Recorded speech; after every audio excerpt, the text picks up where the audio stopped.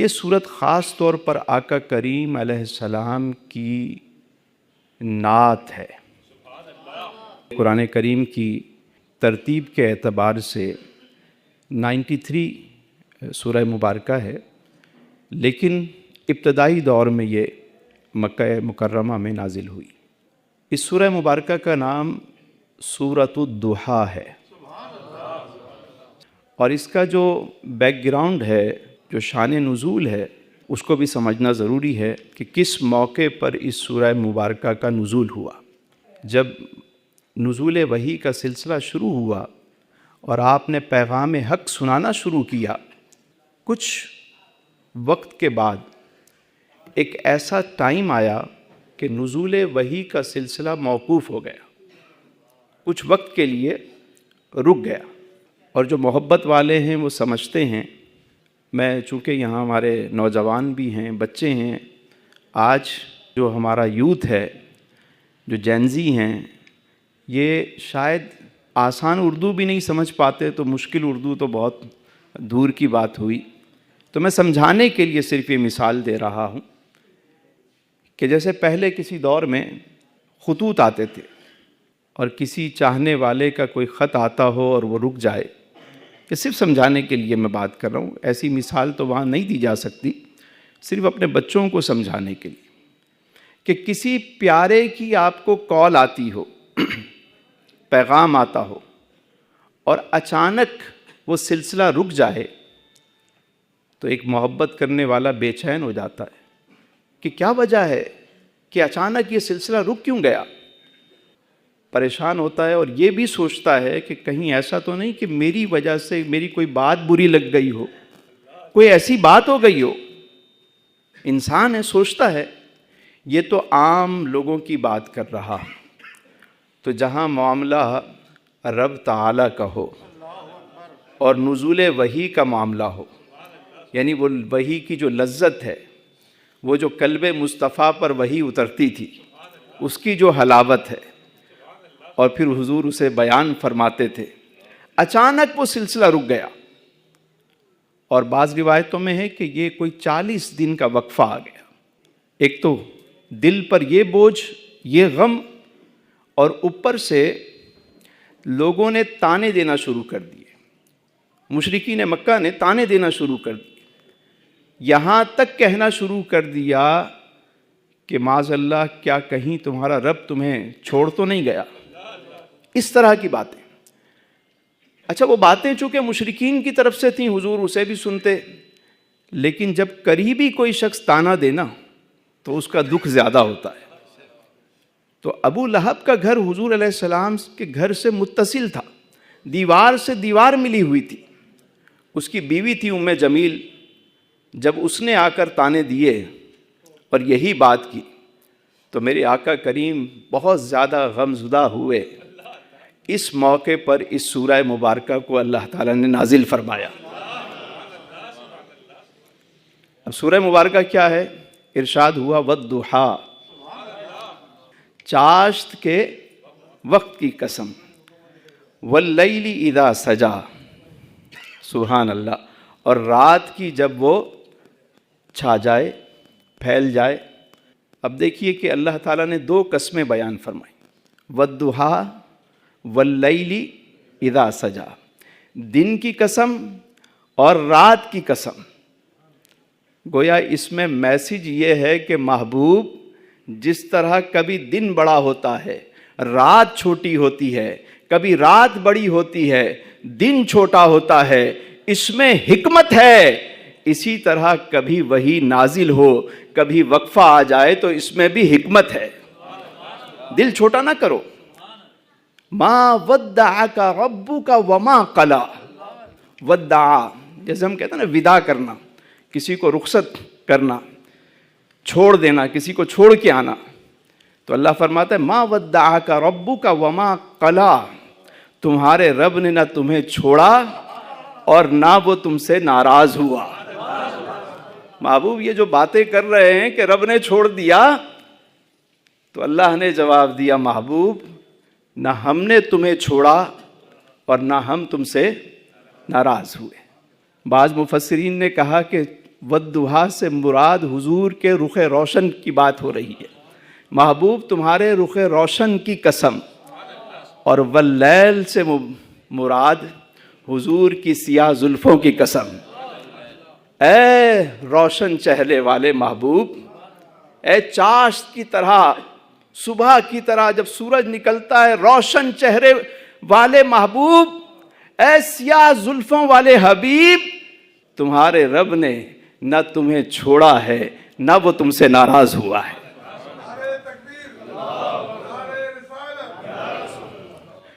یہی بات امام نے بھی بیان کی۔ آپ فرماتے ہیں ہے کلام الہی میں شمس الضحیٰ، منظوم ترجمہ کیا امام نے، ہے کلام الہی میں شمس الضحیٰ، تیرے چہرہ نور فضا کی قسم، قسم شب تار میں راز یہ تھا کہ حبیب کی زلف دوتا کی قسم، تیرا مسند ناز ہے عرش بری، تیرا محرم راز ہے روح امی، توئی سرور ہر دو جہاں ہے شہا، تیرا مثل نہیں ہے خدا کی قسم، تیرا مثل نہیں ہے۔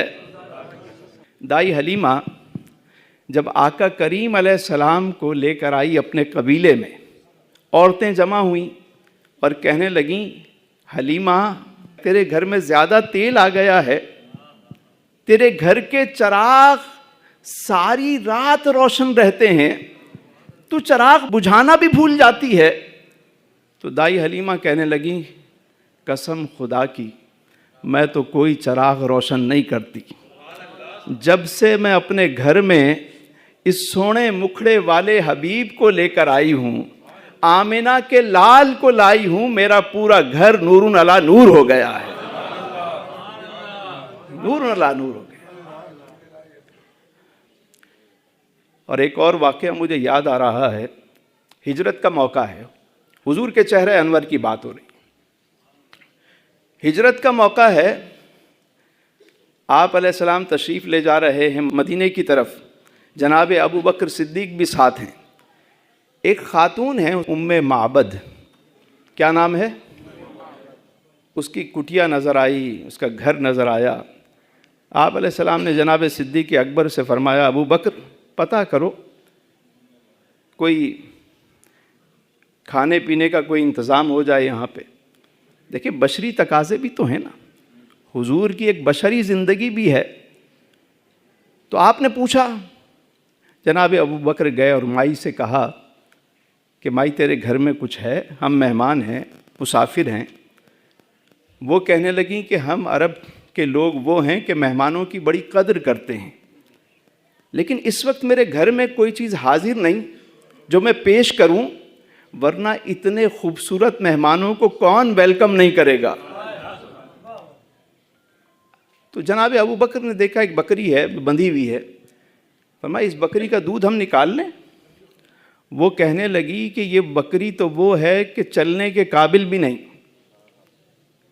اور اس کے تھن سوکھ چکے ہیں، یہ اگر چلنے کے قابل ہوتی تو ریوڑ کے ساتھ یہ بھی چلی جاتی، تو یہ تو اس قابل نہیں کہ دودھ دے سکے۔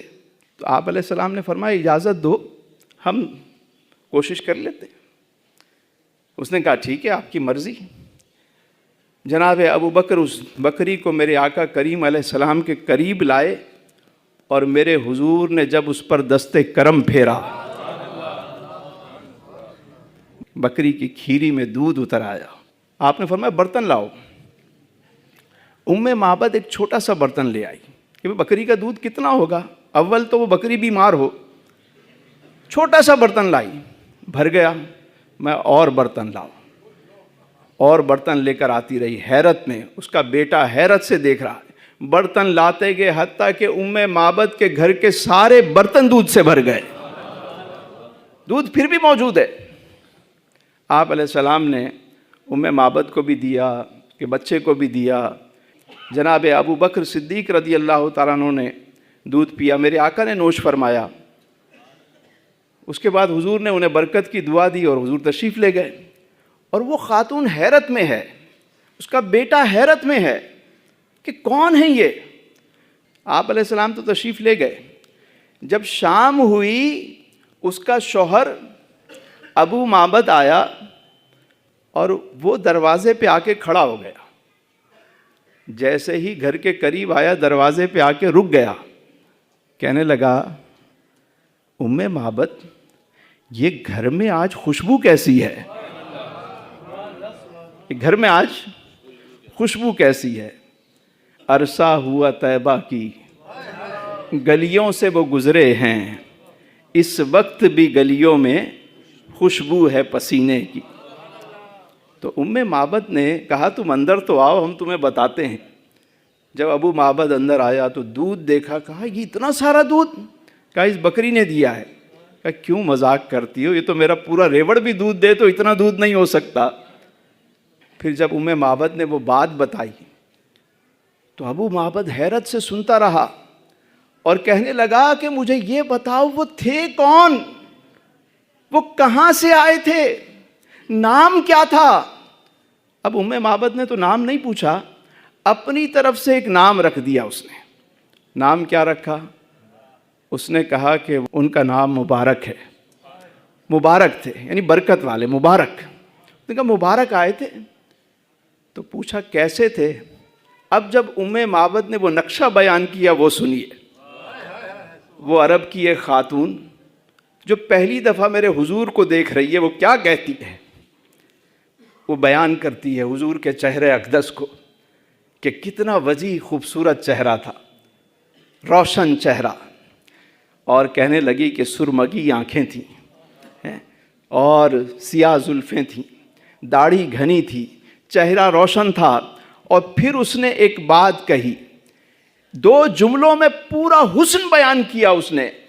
کہنے لگی اجمل من بعید واحسن من قریب.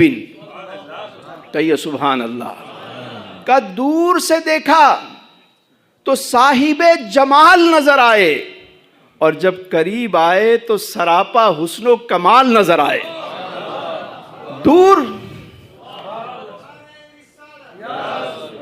دور سے بھی حسین اور قریب سے اور زیادہ حسین. یعنی یہ بڑی بات ہے. بعض لوگ دور سے بڑے حسین لگتے ہیں اور کبھی واسطہ پڑ جائے. ہمارے یہاں کہا جاتا ہے نا بندہ بڑا ہیرا ہے بس کبھی واسطہ نہ پڑے. بعض لوگ دور سے بڑے اچھے لگتے ہیں، قریب سے اچھے نہیں لگتے. میرے سرکار وہ ہیں کہ جس نے قریب سے دیکھا، بہت قریب سے دیکھا، سامنے بیٹھ کر دیکھا. اس نے کہا وَأَحْسَنُ مِنْكَ لَمْ تَرَ قَطُّ عَيْنِي وَأَجْمَلُ مِنْكَ لَمْ تَلِدِ النِّسَاءُ خُلِقْتَ مُبَرَّأً مِنْ كُلِّ عَيْبٍ كَأَنَّكَ قَدْ خُلِقْتَ كَمَا تَشَاءُ. اور جس نے 1400 سال کے فاصلے سے دیکھا اس نے کیا کہا؟ گولڑے کی سرزمین پر کھڑے ہو کر دیکھا. کیا کہتے ہیں؟ کہتے ہیں کہ مکھ چند بدر شاشانی ہے، متھے چمکے لاٹ نورانی ہے، کالی زلف تے اکھ مستانی ہے، مخمور اکھیں ہن مد بھریاں. اس صورت نو میں جان آکھاں، جان آکھاں کہ جانے جہان آکھاں، سچ آکھاں تے رب دی میں شان آکھاں، جس شان تو شانہ سب بڑیاں. ما اجملکا ما احسنکا ما اکملکا. کتھے مہر علی کتھے تیری ثنا، گستاخ اکھیاں کتھے جاڑیاں. پھر فرمایا وَلَلْآخِرَةُ خَيْرٌ لَكَ مِنَ الْأُولَى. محبوب تمہاری تو ہر آنے والی گھڑی پچھلی سے بہتر ہے. ہر آن حضور کی شان بڑھ رہی ہے، بلند مقام بلند ہو رہا ہے. اور دیکھیے کہ آج 1500 سال گزر گئے لیکن آج بھی ہر جگہ چاہے وہ حضور کا ذکر نماز میں، اذان میں، کلمے میں، جگہ جگہ محفلیں. دنیا میں جو سب سے پہلی اذان ہوتی ہے فجی میں ہوتی ہے، بلند ہوا. پھر اس کے بعد آسٹریلیا، انڈونیشیا، نیوزی لینڈ، پھر یہ ہوتے ہوتے پوری دنیا میں اذان پھیلتی ہے. دنیا کے کونے کونے میں میرے حضور کا ذکر ہو رہا ہے. اور فرمایا وَرَفَعْنَا لَكَ ذِكْرَكَ. محبوب ہم نے تمہارے ذکر کو بلند کر دیا.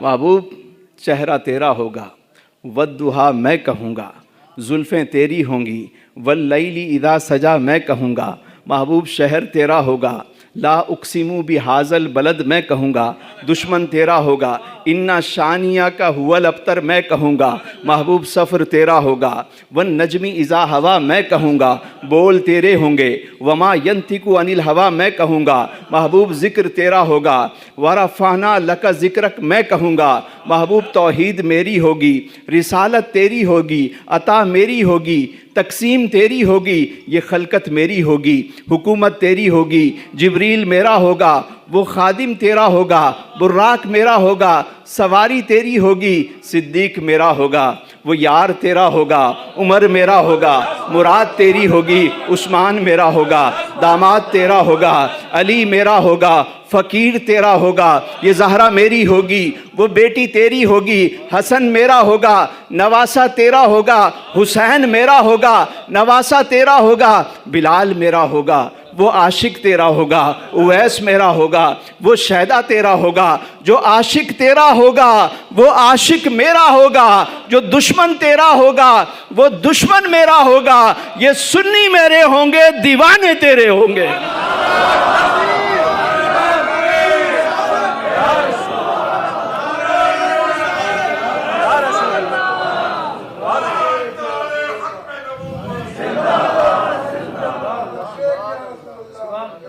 وَلَلْآخِرَةُ خَيْرٌ لَكَ مِنَ الْأُولَى، محبوب تیری تو ہر آنے والی گھڑی پچھلی سے بہتر ہے۔ پھر فرمایا وَلَسَوْفَ، سبحان اللہ سبحان اللہ، کہیے سبحان اللہ۔ حضور کی نعت بیان ہو رہی ہے، شان بیان۔ وَلَسَوْفَ يُعْطِيكَ رَبُّكَ فَتَرْضَىٰ، محبوب بے شک قریب ہے کہ تمہارا رب تمہیں اتنا عطا کرے گا کہ تم راضی ہو جاؤ گے، تم راضی ہو جاؤ گے۔ خدا کی رضا چاہتے ہیں دو عالم، خدا چاہتا ہے رضائے محمد۔ وہ ہمارے ایک بہت اچھے کراچی کے شاعر تھے، اللہ تعالیٰ انہیں غریق رحمت کرے، سعید ہاشمی صاحب۔ وہ ایک بڑا خوبصورت کلام پڑھتے تھے اور مجھے بہت پسند ہے وہ کلام۔ میری آواز تو نہیں ہے لیکن مل کے پڑھتے ہیں۔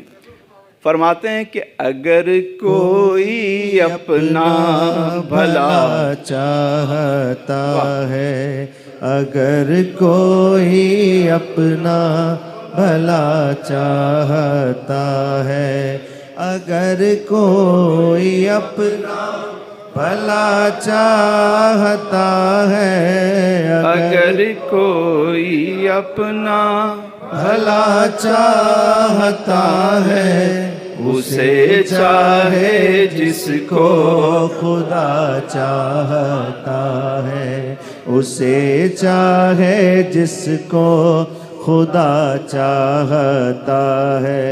خدا کی رضا مصطفیٰ چاہتے ہیں، خدا مصطفیٰ کی رضا چاہتا ہے، خدا مصطفیٰ کی رضا چاہتا ہے۔ درود ان پہ بھیجو سلام ان پہ بھیجو، درود ان پہ بھیجو سلام ان پہ بھیجو، یہی مومنوں سے خدا چاہتا ہے، یہی مومنوں سے وَلَسَوْفَ يُعْطِيكَ رَبُّكَ فَتَرْضَىٰ، محبوب ان قریب تمہارا رب تمہیں اتنا عطا کرے گا کہ تم راضی ہو جاؤ، تم راضی ہو جاؤ گے۔ ساری دنیا رب کو راضی کر رہی ہے اور رب میرے مصطفیٰ کی رضا چاہتا ہے، سبحان اللہ۔ اور حضور فرماتے ہیں کہ میں اس وقت تک راضی نہیں ہوں گا جب تک میرا ایک ایک امتی جنت میں داخل نہ ہو جائے۔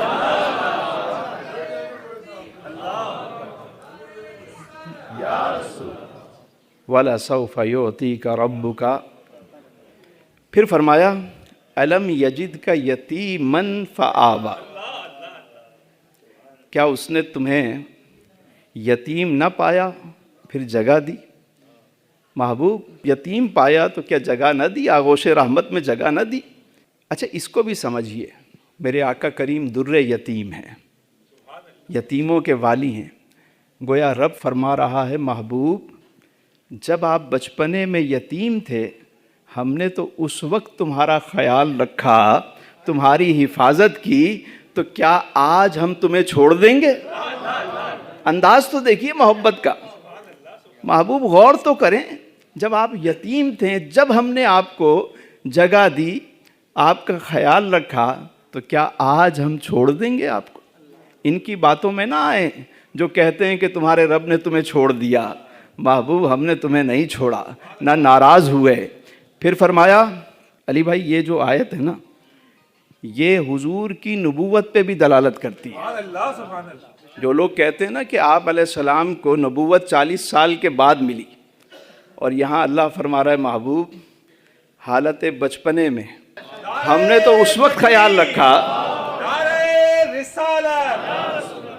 کہ اللہ فرما رہا ہے ہم تو اس وقت بھی محبوب تمہارے ساتھ تھے. ہاں میرے سرکار نے اعلان نبوت 40 سال کے بعد کیا, ورنہ حضور تو اس وقت بھی نبی تھے جب آدم مٹی اور پانی کے درمیان تھے. اس وقت بھی میرے سرکار نبی تھے. بحیرہ راہب نے گواہی دی, نستورہ راہب نے گواہی دی, ورقہ بن نوفل نے گواہی دی, اور سب جگہ چرچے تھے آپ کی ختم نبوت کے. نبی آخر الزمان کی آمد کے سب منتظر تھے. تو یہ جو بات ہمارے یہاں کی جاتی ہے اس کا بھی خیال رکھا جائے کہ آپ علیہ السلام نے اعلان نبوت 40 سال کے بعد فرمایا. پھر فرمایا وَوَجَدَكَ ضَالًّا فَهَدَىٰ, اور اس نے تمہیں اپنی محبت میں گم پایا تو اپنی طرف راہ دی. اعلیٰ حضرت نے جو ترجمہ کیا وہ بھی میں عرض کر دیتا ہوں. اعلیٰ حضرت فرماتے ہیں اور تمہیں اپنی محبت میں خود رفتہ پایا تو اپنی طرف راہ دی. خود رفتہ یعنی اس بات کو بھی سمجھنا ہے. بہت سارے لوگ اس آیت کا ترجمہ کرتے ہوئے پٹری سے اتر گئے, کیونکہ یہ وہ قرآن ہے یُضِلُّ بِهِ کثیرا وَیَہْدِی بِهِ کثیرا. بہت سارے لوگ اس قرآن سے ہی ایسے ہیں جو ہدایت پاتے ہیں اور بہت سارے گمراہ بھی ہوتے ہیں, کیونکہ جب تک دل میں عشق مصطفیٰ نہ ہو قرآن سمجھ میں نہیں آ سکتا. یہ قرآن عاشقوں کی کتاب ہے, متقیوں کی کتاب ہے, پاک لوگوں کی کتاب ہے, اور انہی کو سمجھ میں آتی ہے. صاحبو دیکھیے آقا کریم علیہ السلام اللہ کی محبت میں اتنے خود رفتہ تھے, اتنے بے خود تھے, سرشار تھے کہ حضور علیہ السلام پر جب غلبہ بہت زیادہ ہوا تو آقا کریم علیہ السلام غار حرا تشریف لے جانے لگے, اور وہاں کئی روز بیٹھ کر اپنے رب کی عبادت کرتے, وہیں مصروف رہتے. تو جب وہ محبت اور بڑھی, وہ غلبہ اور بڑھا, کیونکہ محبت اظہار مانگتی ہے, اور وہ طریقہ میرے رب نے بتایا کہ محبوب سب سے پہلے اپنے قریبی لوگوں کو دعوت دو, اور یہ سلسلہ وحی کا شروع ہو گیا. یعنی آپ کے ذریعے آپ کی قوم کو, آپ کے امتیوں کو ہدایت ملی. ہمیں جو بھی ملا حضور ہی کے صدقے میں ملا. تو فرمایا اور اس نے تمہیں اپنی محبت میں گم پایا تو اپنی طرف راہ دی. فرمایا وَوَجَدَكَ عَائِلًا فَأَغْنَىٰ, اور اس نے آپ کو حاجت مند پایا تو غنی کر دیا. میرے حضور غنی ہیں, میرے حضور قاسم ہیں, قاسم نعمت ہیں, حضور تقسیم کرنے والے ہیں. اللہ نے اپنے محبوب کو غنی کر دیا ہے, حضور عطا فرمانے والے ہیں. اور یہی بات ہے کہ رب جو ہے وہ عطا کرتا ہے اور مصطفیٰ کریم تقسیم فرماتے ہیں. سچی بات سکھاتے یہ ہیں, سیدھی راہ چلاتے یہ ہیں. رب ہے موتی یہ ہیں قاسم, رزق اس کا ہے کھلاتے یہ ہیں. اللہ نے اپنی محبت سے اپنے سارے خزانے محبوب کو عطا فرما دیے. حضور فرماتے ہیں اگر میں چاہوں تو یہ پہاڑ میرے ساتھ سونا بن کر چلے. لیکن حضور نے دنیا کی دولت کو اپنے ہاں جگہ نہیں دی, جو آتا حضور بانٹ دیتے. اور ایک مرتبہ جناب ابو ہریرہ رضی اللہ تعالیٰ عنہ سے فرمایا، ابو ہریرہ اللہ کی تقسیم پر راضی ہو جاؤ، تم سب سے بڑے غنی ہو جاؤ گے۔ یعنی تقسیم پر اللہ کی راضی ہونا یہ ہے غنا۔ ہم مال و دولت کو سمجھتے ہیں، اللہ نے ہر خزانہ اپنے محبوب کو عطا فرما دیا۔ جب ساری کنجیاں دے دیں، غنی کر دیا، تو پھر کیا فرمایا؟ فرمایا فَأَمَّا الْيَتِيمَ فَلَا تَقْهَرْ۔ تو محبوب جب ہم نے سب کچھ تمہیں عطا کر دیا تو اب کوئی یتیم آپ کے پاس آئے تو اس پر سختی نہ کریں، عطا کریں محبوب۔ وَأَمَّا السَّائِلَ فَلَا تَنْهَرْ۔ اور جب کوئی سائل آپ کے پاس آئے، مانگنے والا آئے، تو اسے بھی نہ جھڑکیں، اسے بھی عطا فرمائیں۔ جب کوئی منگتا آئے، سائل آئے تو عطا فرمائیں۔ میں ایک واقعہ آپ سے عرض کروں۔ میں ایک مرتبہ مدینہ شریف حاضر تھا، قدمین شریفین کے پاس گنبد خضرا کے سامنے، وہاں میں بیٹھا ہوا تھا۔ ایک بابا جی بھی اپنا رخ انہوں نے حضور کے قدموں کی طرف کیا ہوا ہے، گنبد کی طرف کیا ہوا ہے، اور وہ کچھ عرضی پیش کر رہے ہوں گے۔ تو ایک صاحب آ گئے، وہ لال رومال باندھے ہوئے، جسے متوع کہتے ہیں۔ اچھا، پہلے تو بہت ہوتے تھے، ہر جگہ کھڑے ہوتے تھے۔ اب یہ بلا جو ہے وہ ٹلی ہے، اب وہاں پہ نظر نہیں آتے، کبھی کبھی کوئی اکا دکا نظر آ گئے تو نظر آ گئے۔ تو میں بیٹھا ہوا ہوں، وہ متوع جو ہے وہ بابا جی کو اس نے یوں کر کے سیدھا کر دیا، جیسے یوں میں کھڑا ہوا ہوں، میرا رخ ادھر ہے اور قبلہ ادھر ہے، تو اس نے یوں کر دیا کہ کعبہ ادھر ہے، تم کیا ہاتھ باندھ کر کے کھڑے ہوئے ہو؟ تو بابا جی چپ رہے۔ پھر اس نے کہا قبلہ ادھر ہے، کعبہ ادھر ہے۔ تو بابا جی کہنے لگے کہ کعبے کا کعبہ ادھر ہے، کعبے کا کعبہ ادھر ہے۔ وہ کہنے لگا کہ میں کہہ رہا ہوں کعبہ ادھر ہے۔ تو بابا جی کہنے لگے کہ آپ نے قرآن نہیں پڑھا مولوی صاحب؟ کہنا کیوں نہیں پڑھا؟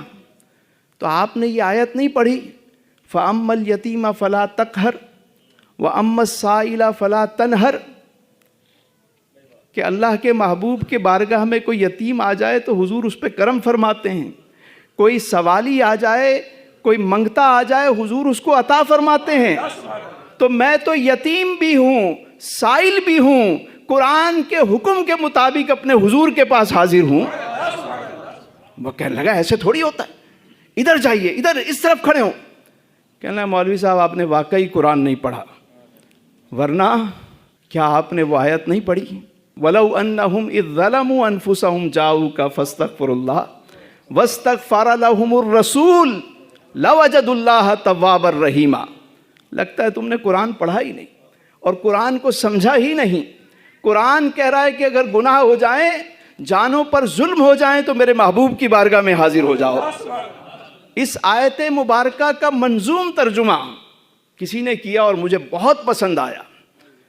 کہتے ہیں کہ مجرم ہو تو جرم اشکوں سے دھوتے ہوئے آؤ، مجرم ہو تو جرم اشکوں سے دھوتے ہوئے آؤ، آؤ در تواب پہ تو روتے ہوئے آؤ۔ مذکور ہے قرآن میں توبہ کا طریقہ، محبوب کی دہلیز سے ہوتے ہوئے آؤ، محبوب کی دہلیز سے ہوتے ہوئے آؤ۔ مجرم بلائے آئے ہیں، جاؤ کا ہے گواہ، پھر رد ہو کب یہ شان کریموں کے در کی ہے۔ مانگیں گے مانگے جائیں گے، منہ مانگی پائیں گے، سرکار میں نہ لا ہے نہ حاجت اگر کی ہے۔ تو حضور کی بارگاہ میں آج بھی کوئی چلا جائے، یتیم ہو، سائل ہو، منگتا ہو، جا کے کھڑا ہو جائے اور کہے یا رسول اللہ انظر حالنا، کرم ہو جاتا ہے۔ شرط یہ ہے کہ منگتا ہو،